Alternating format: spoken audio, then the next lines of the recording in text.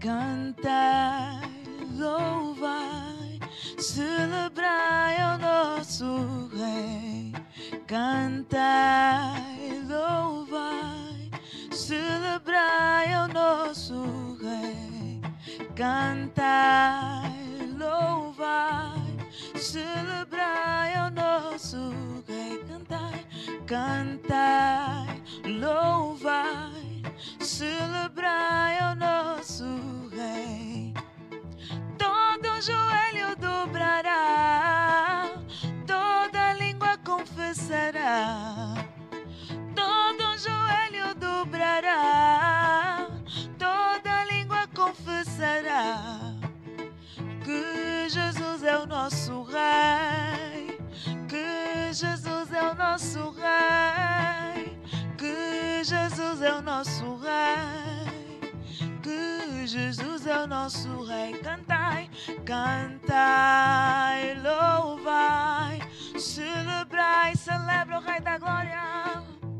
Cantai, louvai, celebrai, então celebra o Rei. Cantai, louvai, celebrai ao nosso Rei. Cantai, louvai, celebrai ao nosso Rei. Todo joelho dobrará, toda língua confessará.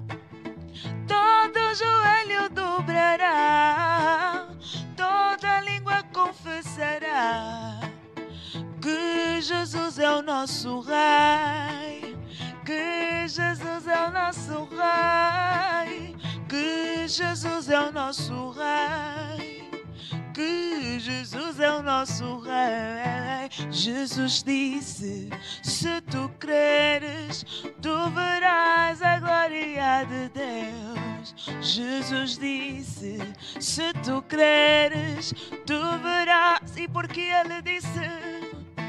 Jesus disse: se tu creres, tu verás a glória de Deus. Jesus disse: se tu creres, tu verás a glória de Deus.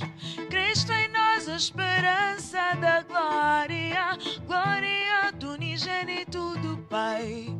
Cristo em nós, a esperança da glória, glória do unigênito do Pai. Cristo em nós, a esperança da glória, glória do unigênito do Pai. Aleluia, aleluia. Tua pandula, tua pandula. Ngasakedi,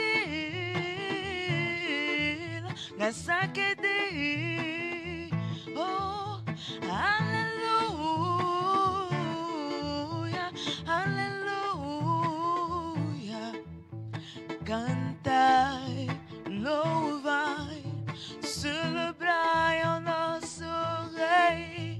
Cantai, louvai, celebrai ao nosso Rei da Glória. Cantai, louvai, celebrai ao nosso Rei. Cantai, louvai, celebrai ao nosso Rei. Todo joelho dobrará, toda língua confessará. Todo joelho dobrará.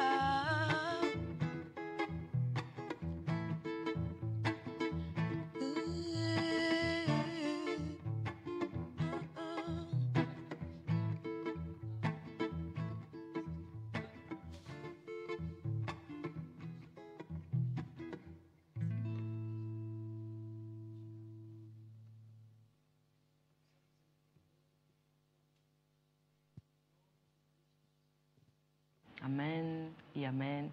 Sejam todos muito bem-vindos a mais um programa Igreja em Casa. Joana, boa tarde. Pastor Mauro, boa tarde, bem-vindo. Glória a Deus, aleluia. Obrigado. Prazer estar convosco mais uma vez. Em nome de Jesus. Amém. Pastor Mauro, no programa passado nós terminamos falando de Cristo, a nossa fonte, e que é Ele que nos sara, que nos cura.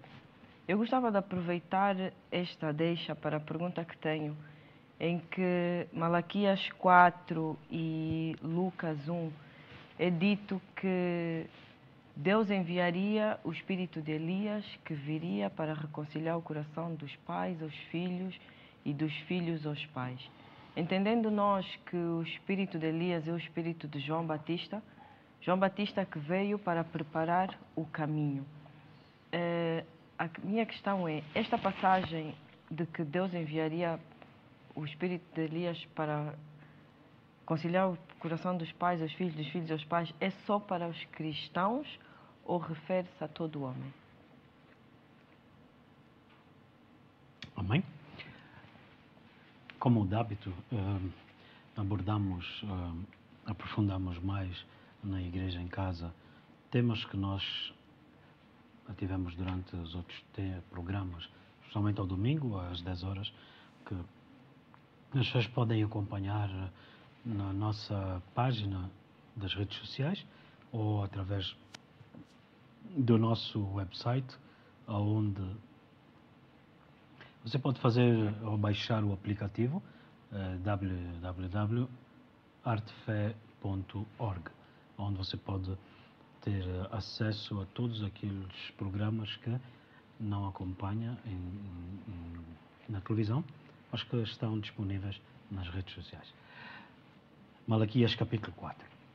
Malaquias é considerado no Velho Testamento o último profeta em termos da disposição dos livros nas Escrituras. Mas na realidade Malaquias não era desse tempo. É considerado o tempo de Malaquias e João Batista uma separação de 400 anos, onde são chamados os 400 anos de silêncio, onde Deus não falou ou revelou-se a algum outro homem ou ter enviado algum outro profeta. Depois desses 400 anos, Deus envia então João Batista, cumprindo o que está escrito em Isaías 40, no verso 1, que diz: voz que clama no deserto, proclamando para que se endireitasse as veredas, para que o enviado de Deus pudesse ser recebido. Capítulo 1 de João diz que ele veio aos seus, mas os seus não o receberam. Todos esses versículos apontam exatamente para Malaquias 4 e Lucas 1. Malaquias 4, o espírito de Elias, e Jesus disse: se quiseres, Elias já veio, que era João Batista. João Batista veio proclamar o arrependimento para que pudéssemos então receber a palavra de Deus por meio de Jesus, que a Bíblia diz que Deus enviou a palavra e os sarou. Jesus, a palavra de Deus, estava prestes a vir. O seu precursor é João Batista, que anunciou o arrependimento para que pudéssemos crer no Filho de Deus, crer na palavra que Deus estava a enviar. Então, a conversão dos corações dos filhos aos pais e dos pais aos filhos é, na realidade, uma mensagem não para a igreja, mas para o mundo.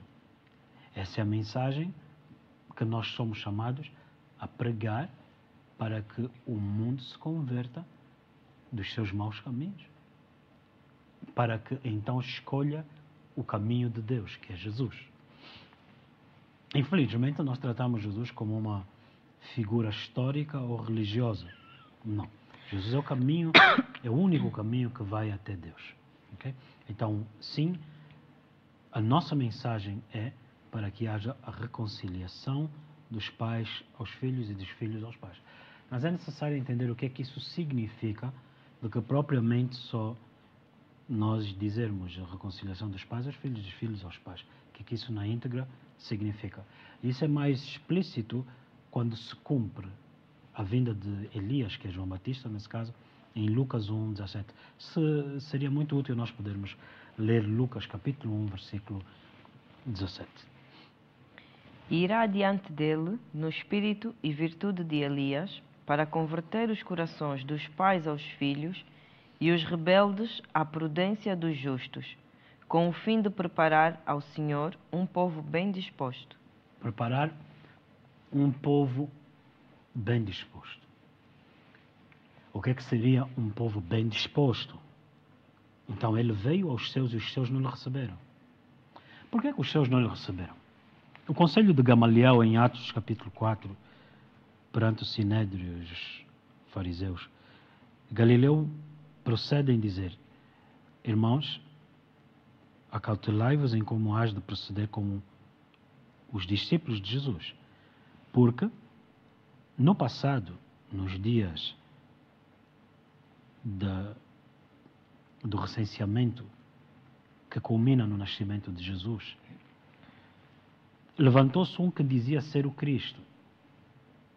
Tempos mais tarde levantou-se outro que também porventura dizia ser o Cristo. E o que sucedeu? Os seus seguidores foram dispersados. Eles dispersaram-se e nunca mais foram achados. Em Lucas 24, a caminho de Emaús, os discípulos choravam, lamentavam, entristecidos, conversavam entre eles, dizendo que pensavam eles que Jesus fosse a esperança deles, Jesus fosse a consolação de Israel, o Cristo que Deus tinha lhes prometido. Até então eles não tinham entendido. E a Bíblia diz em Lucas 24, 45, que Jesus lhes abriu o entendimento para compreenderem as Escrituras. O grande problema do mundo não cristão é que eles não compreendem as Escrituras. Por sua vez, também, muitos dentro da igreja ainda não compreenderam as Escrituras. E assim sendo, João Batista, ele vem para preparar o coração desses homens, a quem a palavra é dirigida, para que eles compreendam as Escrituras. E Jesus, o Senhor, fala sobre a palavra ser a semente, Marcos 4, e os corações serem o solo. E ele fala, tipifica 4 solos. Um que não recebeu a palavra porque a semente caiu no caminho. O outro que recebendo a palavra tinha pedras e era de pouca profundidade. A palavra criou as suas raízes, mas não fundas, e o sol depois queimou a planta. E o terceiro era um solo espinhoso que sufocava a semente, que aponta para os cuidados da vida e até mesmo o espírito religioso. E o quarto solo é aquele solo, o coração bem disposto, que recebeu e deu 30, 60 e a 100 por um, cada um de acordo ou conforme a fé ou a palavra que Deus lhe deu. Porque não somos todos iguais e não faremos todos as mesmas coisas, mas todos somos chamados para sermos dele, para o conhecermos e sermos a sua habitação. Então isso é o ponto-chave. João Batista encontra um povo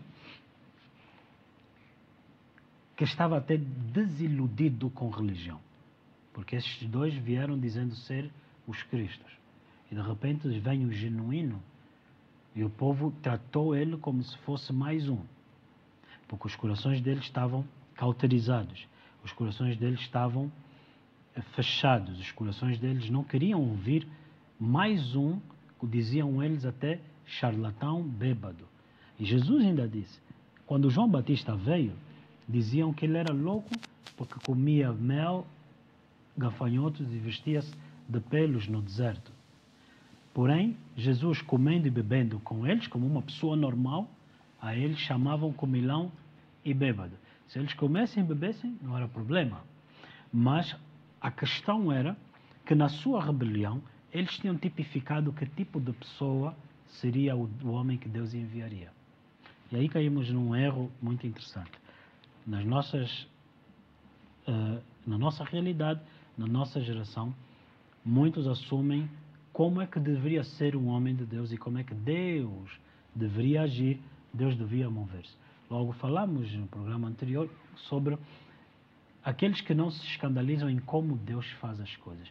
Muitas das vezes nós vamos ficar chocados em que esperávamos que Deus agisse de uma forma e Deus não agiu da maneira. Tanto é que Deus diz que confunde os sábios levantando tolos e confunde os fortes levantando os fracos, para que a glória seja unicamente de Deus e não do homem. Então é necessário nós, em primeiro lugar, entendermos que a palavra de Deus é dirigida a todos que, tendo ouvido a palavra, possam arrepender-se dos seus pecados e colocarem a sua fé em Jesus. Colocar a fé deles em Jesus é naquilo que Cristo fez na cruz do Calvário. Porque muita gente diz que eu acredito em Jesus, mas eles não confiam, não depositam a fé deles, a confiança deles em Jesus para lhes perdoar, em Jesus para lhes revelar o caminho, em Jesus para lhes conduzir a águas tranquilas. Então eles dizem, acreditam em Jesus, mas, na minha opinião, eu acredito em Jesus, mas no meu ponto de vista. E isso não funciona no reino dos céus. Então nós temos um povo que ouve a palavra, mas no seu coração ele é rebelde. Ele não está bem disposto para receber e reter a palavra que Deus lhe deu. Como se tornar um povo bem disposto, Pastor Mauro? Um povo bem disposto. Então João Batista, ele disse, raça de víboras, quem vos ensinou a fugir da ira vindoura? É necessário entendermos que quando o Evangelho era pregado na altura, se calhar um bocado diferente dos dias de hoje. Quando o Evangelho era pregado, não era pregado com omissão de que estava a vir o dia do juízo final. Então, muitos de nós, não querendo ser apocalípticos, não queremos falar escatologicamente daquilo que está por vir, então afrouxamos e abrandamos a mensagem, tentando colocá-la ela apetecível para a nossa realidade. Logo, quando se fala do amor de Deus, muitas das vezes fala-se de um Deus que ama sem justiça. Mas é necessário compreender a justiça de Deus. Porque se você não compreender a justiça, você não compreenderá o amor. Então Deus amou o mundo de tal modo que enviou o Filho para que todo aquele que nele creia não perecesse. Porque a Bíblia diz que Deus não tem prazer na morte do ímpio. Mas o ímpio, a Bíblia diz, a alma que pecar, essa morrerá. Então Romanos diz que pecamos e fomos destituídos da glória de Deus. E o salário do pecado era a morte. Então o Deus justo, muitos perguntam, mas se Deus é poderoso, por que Deus não apagou os nossos pecados dessa maneira? Se Ele apagasse os nossos pecados, Ele estava a transgredir a sua própria lei. Os homens, eles subornam e adulteram a própria lei.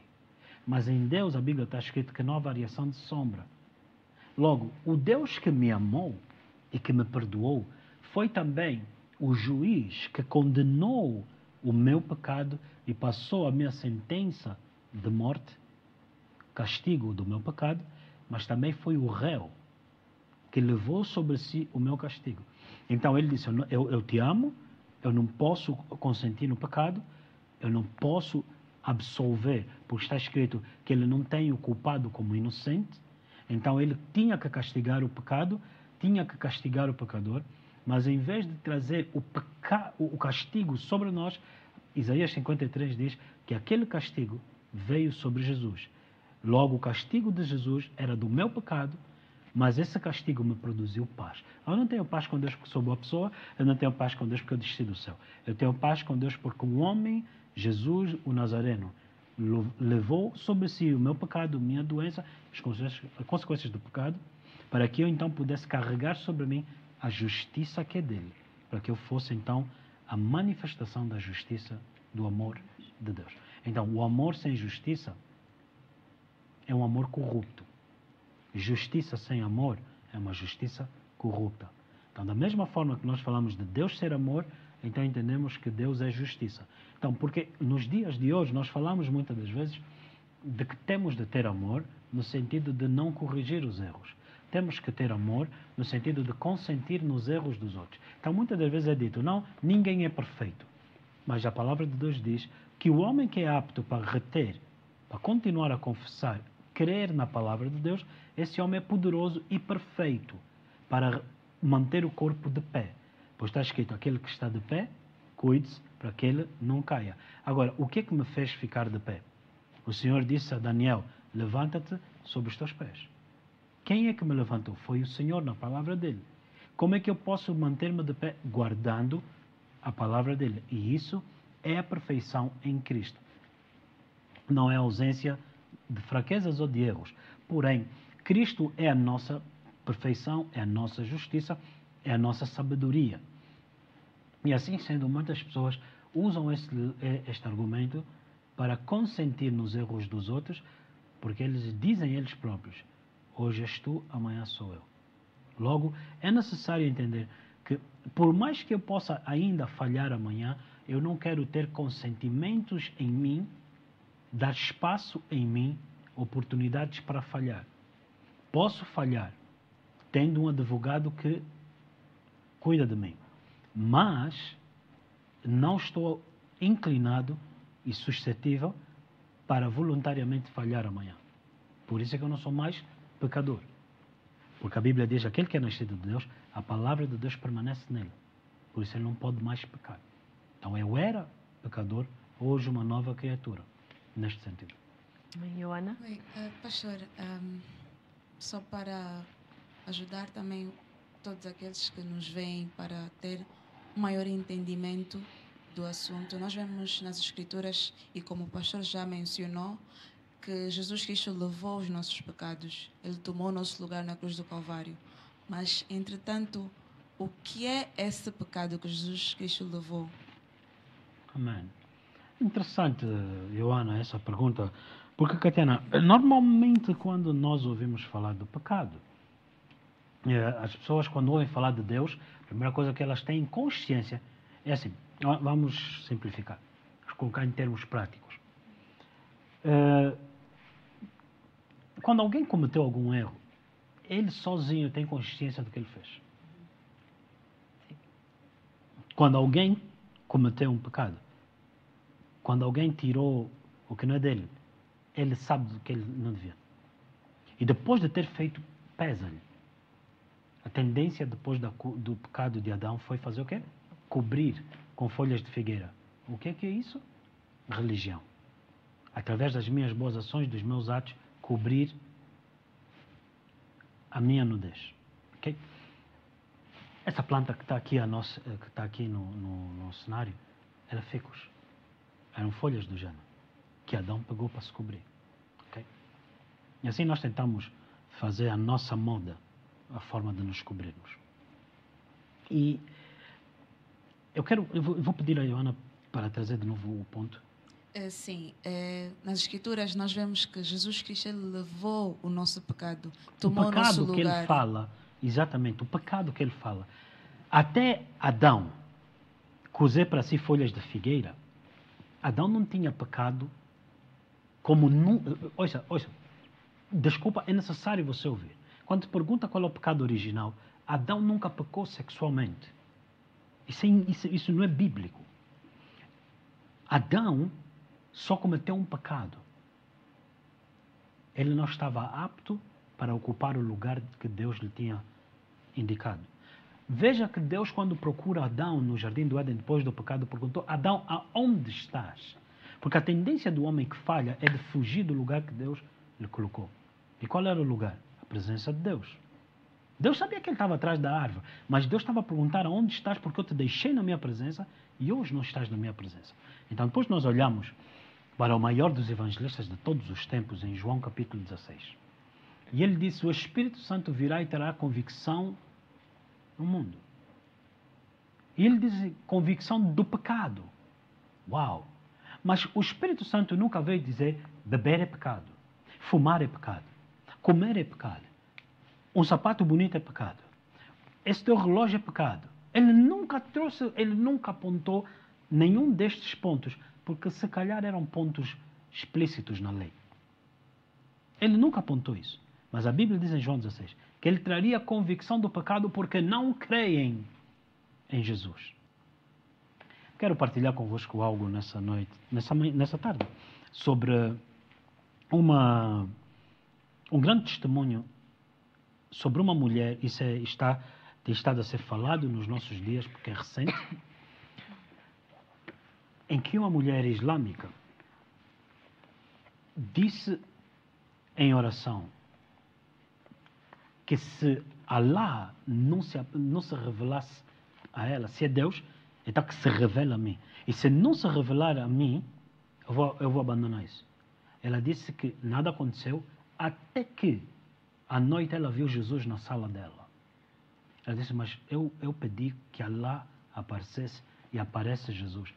É necessário entender que no islamismo, no Alcorão, Isa, Jesus, é considerado um profeta.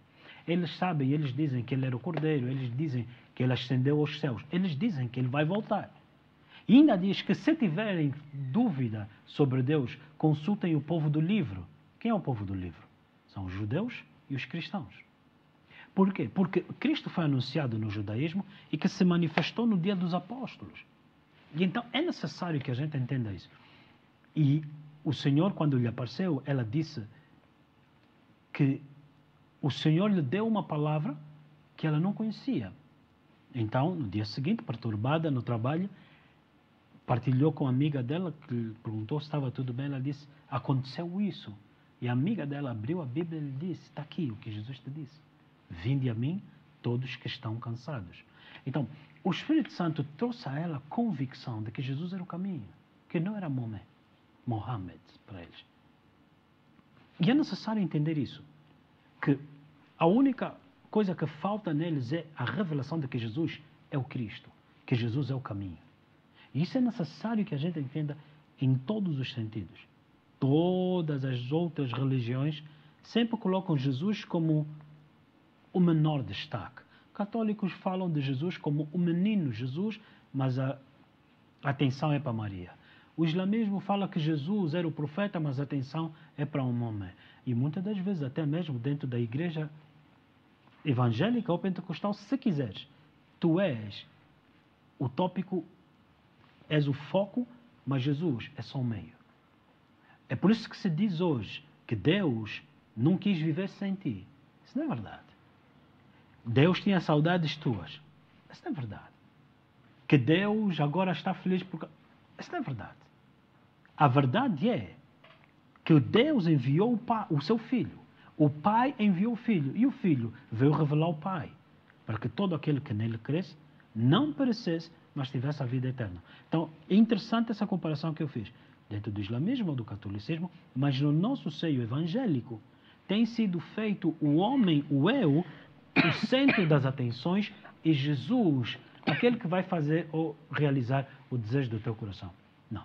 Jesus é Senhor de todos. Onde todo joelho se dobrará, toda língua confessará que Ele é o Senhor. Bem como eu disse no início, tem-se pregado hoje o Evangelho ignorando o último dia. Ele está a vir. O Evangelho não mudou. Então João Batista disse, raça de víboras, quem vos ensinou a fugir da ira vindoura? Logo, eu aceitei Jesus, a ira de Deus não está mais sobre mim. Mas se eu só estava a fugir da ira, eu sou uma boa raça de víbora. É o que João Batista disse. Então, como produzir homens com coração ou homens bem dispostos? São homens que temem ao Senhor e não temem a consequência final, mas são salvos da consequência do final, porque eles agora creem e andam no Senhor. Então, como criar hipócritas? É só produzir um lugar amplo para as pessoas fugirem das consequências. Então, eu quero fugir das consequências, eu não quero mudar o coração que gerou as consequências. Esse é que é o grande ponto. Amém? Amém, Pastor Mauro.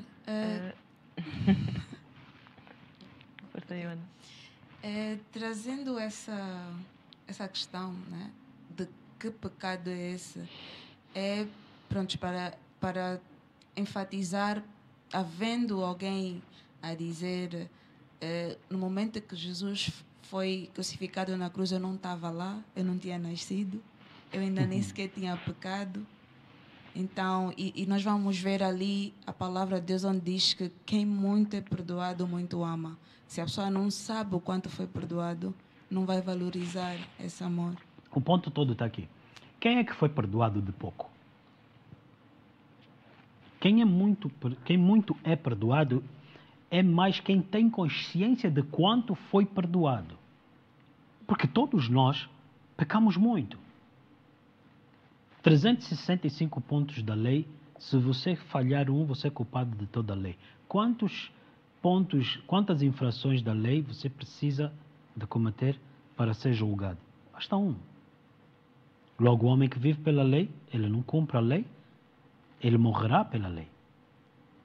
Se alguém se tenta justificar com boas obras, boas ações, na sua boa obra aqui, não compensará os erros ali. E é exatamente isso, tentar fazer barganha com a justiça do Senhor. Agora, quem muito é perdoado tem a ver com a consciência de onde Deus te tirou. Por isso eu gosto muito de Salmos 116. Eu amo ao Senhor, Ele ouviu a minha voz. Os cordéis da morte me cercaram, mas Ele me ouviu. Deus me salva de uma situação, de uma condição de perdição. Os cordéis da morte. E agora Ele me estabelece. Então, Davi passa a dizer que darei ao Senhor por todos os benefícios que me tem feito. Um homem que tem consciência de que o Senhor lhe perdoou, produz nele gratidão. Então Jesus disse, se me amas, cumpres a minha palavra. Como produzir um povo bem disposto? Tem a ver com isso. Ele ter consciência de onde Deus lhe tirou. Então, para muitos hoje, eu mudei de religião. Não mudei de religião. Eu mesmo mudei de natureza. Eu era inimigo de Deus, eu era pecador, nas minhas boas ações, eu fazia contra Deus, outros ficavam feridos, outros ficavam ofendidos, outros tinham que lidar com demônios por causa das minhas escolhas, do meu posicionamento, das minhas palavras que produziam mágoas, que produziam ofensas. Demônios invadiam a vida dessas pessoas que não sabiam perdoar, não sabiam o perigo da ofensa, e introduziu-se isso na vida deles através do meu posicionamento. Então eu não era boa pessoa. De mim não saía boas coisas. Quem eu sou hoje, eu não mudei de religião. Eu nasci de novo. Sou uma nova criatura. Hoje, eu sou amigo de Deus. Antes, eu era inimigo de Deus. Então, quando nós esquecemos-nos desta realidade, então a gente pensa assim, não, eu também só mudei de religião. Eu não era assim tão mau. Não, a minha natureza ela era perversa. Porque quando eu pensava que ser bom para mim era a tua destruição.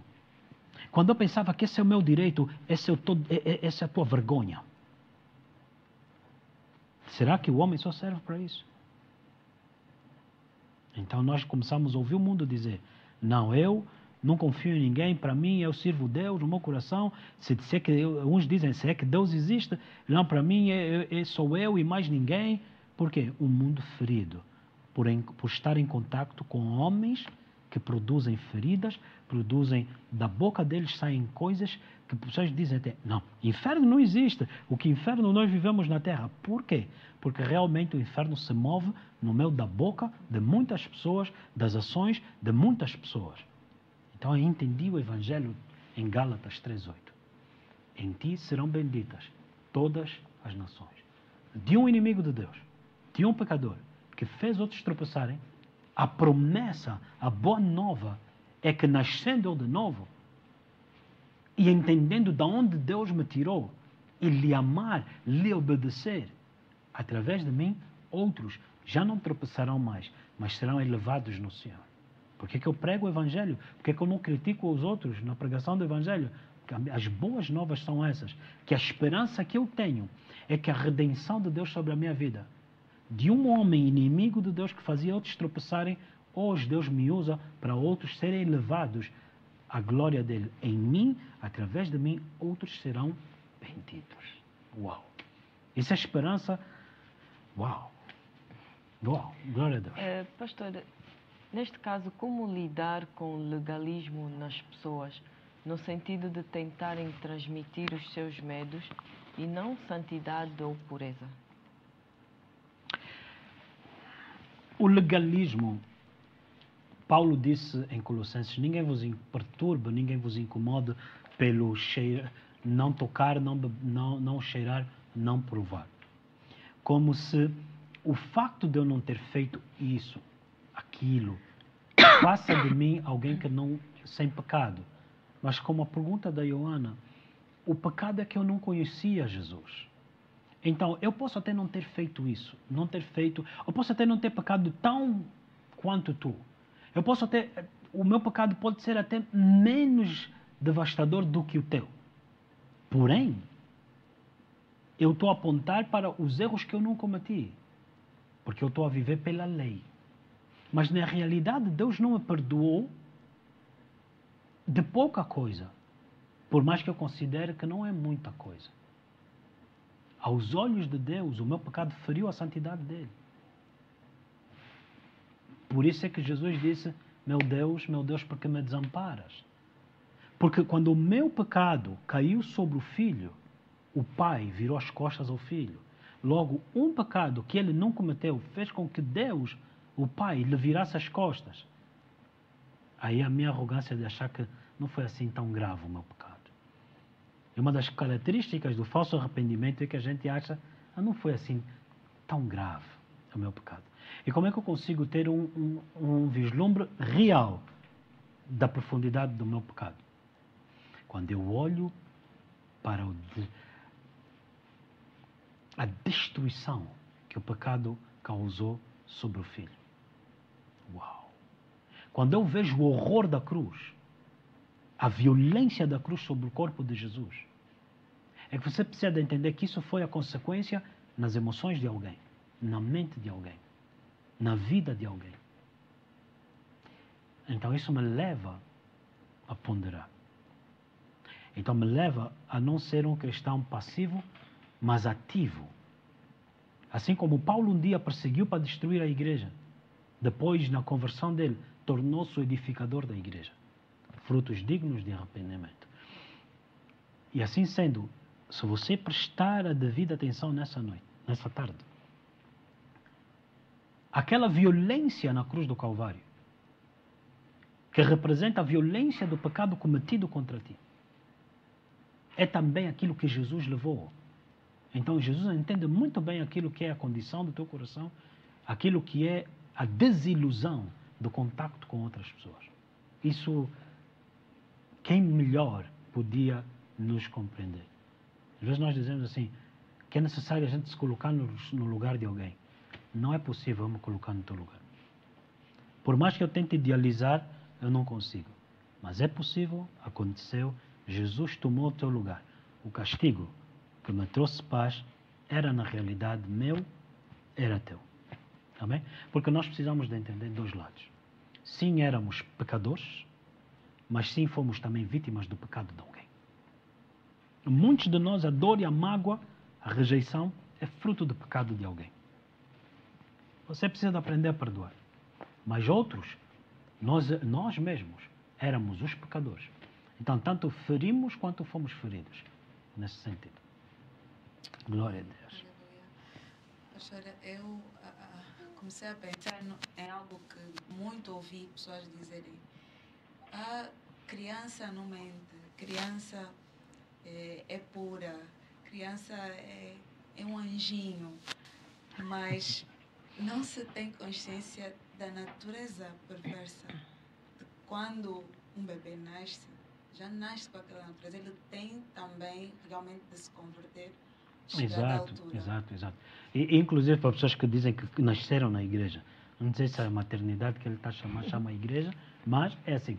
A Bíblia diz que depois de Adão pecar, gerou filhos. Os filhos de Adão nasceram depois do pecado. Não nasceram antes do pecado. Se Abel e Caim tivessem nascido antes do pecado, Abel e Caim não tinham uma natureza corrompida.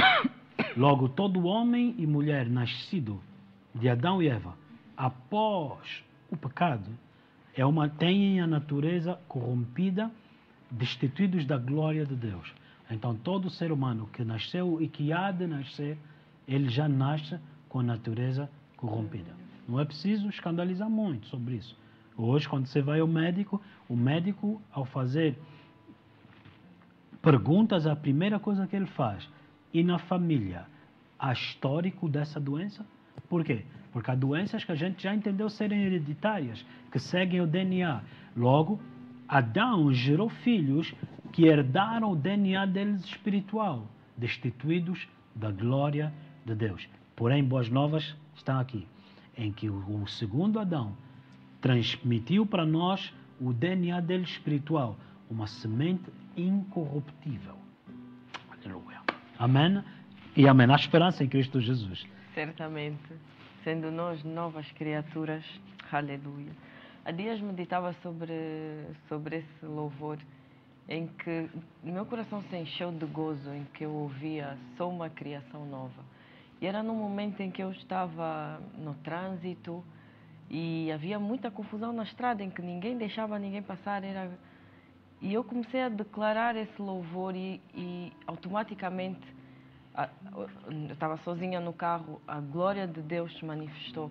E como o meu coração se encheu de gozo à medida que eu declarava que eu era uma criação nova e que de novo nasci.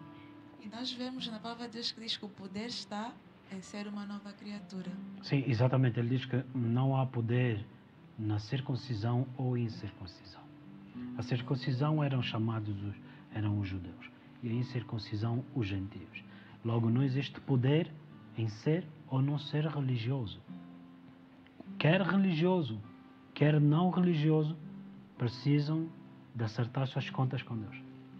Precisam de serem perdoados. Precisam de suas vidas serem resgatadas. Mas as boas novas residem nisto, que já o Cordeiro morreu e ressuscitou a nosso favor, para que tivéssemos conhecimento dele e nele pudéssemos entrar na presença de Deus. Amém e amém. Amém, Pastor Mauro. Realmente muito, muito, muito forte, que muitas das vezes entendemos o não entendimento de que o acusador dos irmãos é Satanás, não é Cristo. Amém. Amém. É necessário, sim. Deus não nos acusa. Quem nos acusa é a lei. Quem nos acusa, Satanás. Porém, aquele escrito de dívida que Satanás usou contra nós, é necessário você entender. Eu não sou meramente cristão. É que eu não vivo mais debaixo da acusação. Então alguém me disse assim há dias: é muito fácil para vocês cristãos cometerem e depois dizerem que Deus me perdoou. Não. Não é verdade isso. Eu não cometi em Cristo. Eu cometi fora de Cristo. Mas não foi nada fácil. O Filho de Deus foi violentamente, brutalmente esmagado naquela cruz. Não foi fácil. Logo, eu não fui perdoado de qualquer modo. Eu não fui perdoado como alguém que fugiu. E eu preciso que você entenda isso. Se eu tivesse condenado na cadeia por um crime que eu cometi e na cadeia me pregassem o Evangelho, ali, crendo em Jesus, sou liberto e salvo. Continuaria, se calhar, a cumprir a pena. Então, quando Deus me perdoou, não é para fugir das consequências do meu pecado na terra. Em Cristo sou uma nova criatura. Perante Deus, declarado inocente por causa do sacrifício de Jesus. Mas imagina que eu tenha cometido isto na face da terra, eu iria lidar com essas consequências. Mas imagina que o pecado fosse feito contra mim e alguém que pecou contra mim, eu lhe prendi. Mas eu me converti. E eu entendi como Deus me perdoou. E se no meu coração Deus me disser, perdoa, liberta aquele homem, eu iria fazer intercessão a favor dele. Mas como assim? Foi ele que te prejudicou. Porém, a verdade é que eu tinha prejudicado também Deus. E Deus me perdoou. E eu vim lhe pregar o Evangelho. Não. Libertação, ou nós recebermos o perdão dos nossos pecados perante Deus, temos também ainda perante o homem. Por isso que é necessário entender amor de Deus com justiça. Por isso é que nós pregamos o Evangelho nas cadeias. Não para pregar homens e mulheres que tenham agora um comportamento moral e cívico. Não. Para que eles conheçam o Redentor. Para que eles sejam libertos da natureza pecadora. E aí sim, Deus neles fará essa obra da nova criatura, onde ele agora move-se e não mais o pecado nem o acusador dos irmãos. Amém? E amém. Amém. Glória a Deus. Amém. Joana.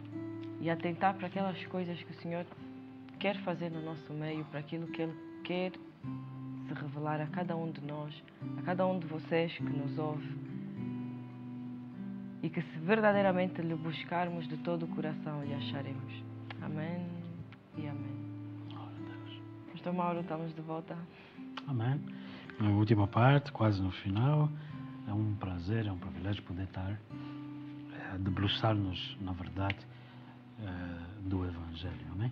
Nada melhor do que termos o gozo de estarmos reconciliados com Deus. 1, 2, na nossa juventude, podermos servir Deus sem um espírito religioso, mas fazermos parte dessa grande colheita. Que a Bíblia diz que há um que semeia e há outro que colhe. Cristo foi o que semeou e nós fazemos parte dessa grande colheita. Amém? Em nome de Jesus. Amém. Pastor Mauro, nesse ponto que o Pastor Mauro referiu, que há um que semeia e outro que colhe, muitas das vezes nós vemos uma má interpretação ou falta de entendimento desta questão. E acabamos por ver, vou usar o termo disputa e até mesmo contenda entre irmãos, de que no corpo de Cristo, vou dizer assim, de peguei nisto, eu é que faço isso, eu é que faço aquilo, e não atentando que nós somos como um corpo que nos completamos, em que um semeia e o outro colhe. Marta, Porém, Marta, te ocupas de muitas coisas, exatamente. mas só uma te é necessária, a qual Maria escolheu e não lhe será tirada. Sentar e ouvir a palavra. Em vão trabalha o homem se não for o Senhor a edificar. Em vão tentamos nós servir se não for o Senhor a falar conosco e nos enviar. Então é necessário que a gente saiba tomar o nosso lugar e a gente saiba encorajar-se no Senhor, de que sentar para ouvir não é perca de tempo. É Deus iniciar a fé em ti. Ele é o autor. Sentar para ouvir é ter comunhão com Deus. É ser participante das coisas de Deus. Imagina que quando Jesus disse que um deles lhe trairia, João não fez muito, inclinou-se sobre Jesus. Quem é mestre? Porém, a Judas ele disse, apressa-te e faz aquilo que está no teu coração. Porque já Satanás tinha entrado no coração dele. Então Judas saiu para trair Jesus. Muitas das vezes nós acabamos por trair, falhar o alvo. Moisés não sentou para esperar em Jesus, levantou-se para fazer e matou um homem. Só que em Judas resultou na sua própria morte. Moisés resultou em 40 anos como fugitivo. E depois disso, ele ainda tinha hábito de fugir quando Deus lhe encontrou 40 anos depois.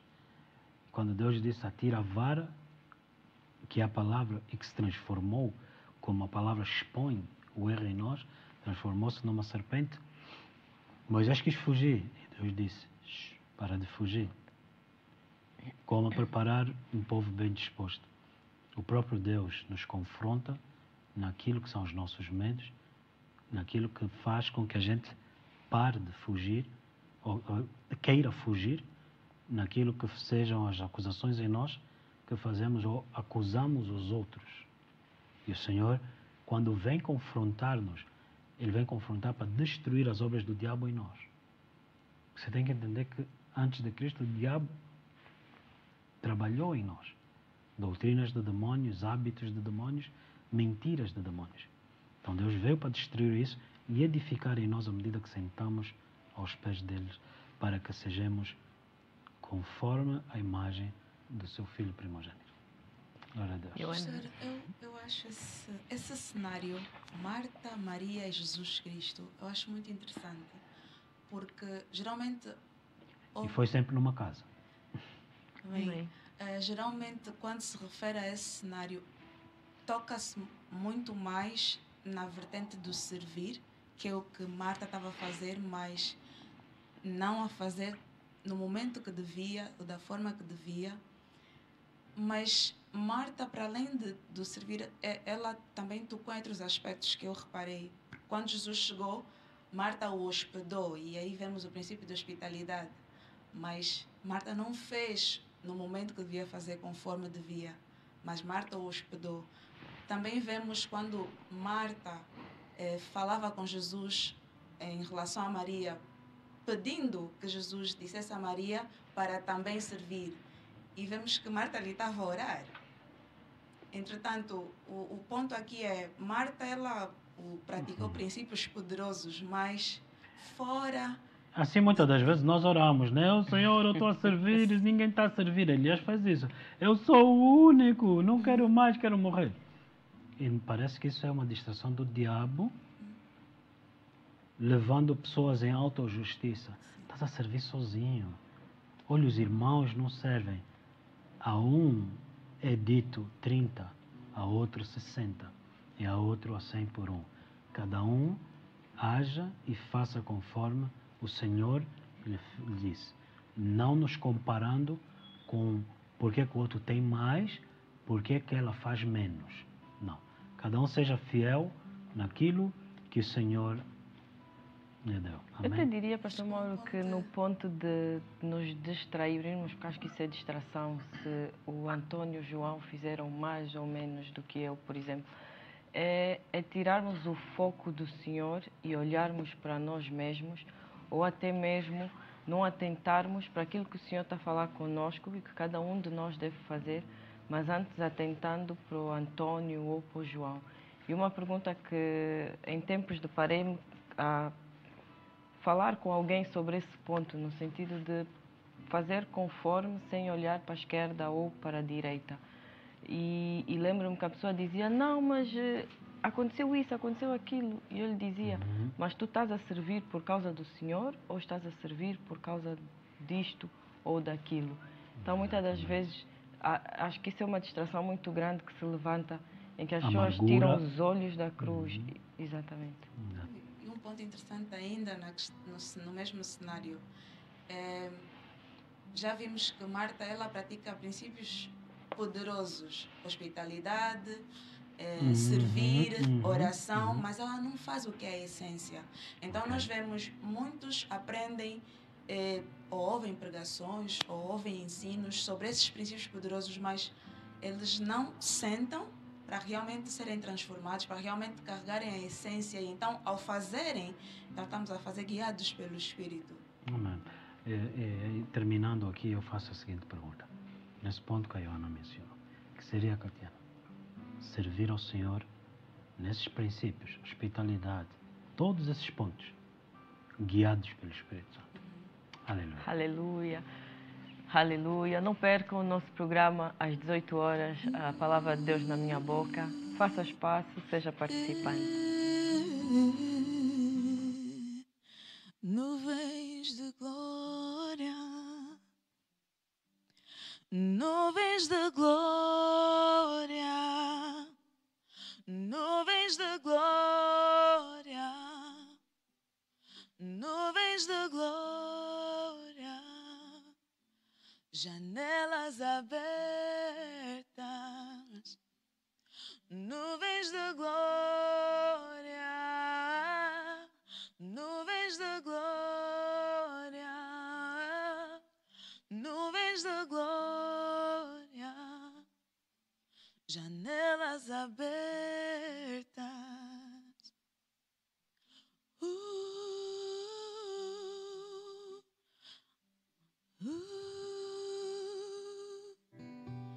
Janelas abertas.